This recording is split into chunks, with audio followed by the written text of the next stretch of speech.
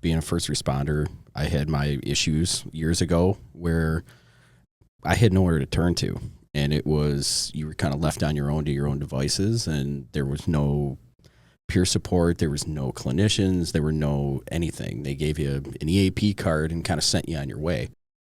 That sent me down a pretty dark path that I went down. And, you know, I remember at one point sitting there feeling like there was nobody I could talk to. There was nobody.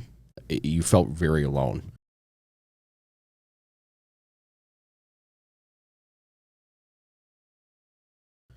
And I remember when I went to go talk to my therapist, one of the times she said, well, you know, do they have anything where you can talk to other firefighters? And I started laughing at her, actually. I said, no, absolutely not.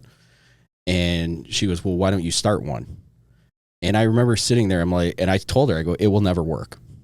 It'll never work. We'll get laughed out of the building.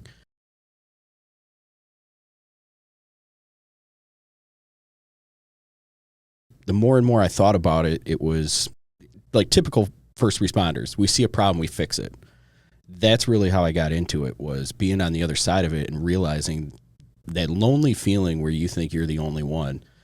And with conversations with other first responders, I learned that, wow, like they're feeling the same way I'm feeling. And that was my first introduction to peer support, when there really wasn't any peer support. And someone did it for me.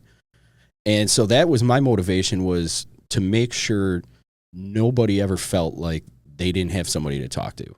That's how I really got into the peer support realm. And even when it got into the suicide portion of it, you remember where you came from and those feelings that you had. That's what I never want somebody else to feel.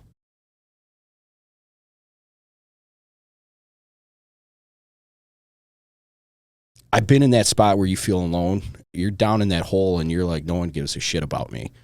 And you think something's wrong with you. And that's what my motivation was to never have somebody feel that way.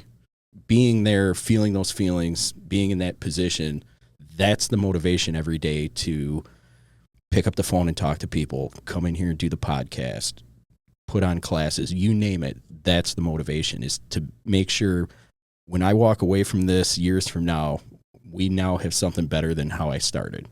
You know, you leave it better than how you found it. And that's really what it is so down the road, those people don't have those feelings. They don't have the, you know, I don't know who I can talk to. No, here, I got plenty of people. And you want to talk to somebody, talk to me. I've been in a similar situation. So that's where it all comes from.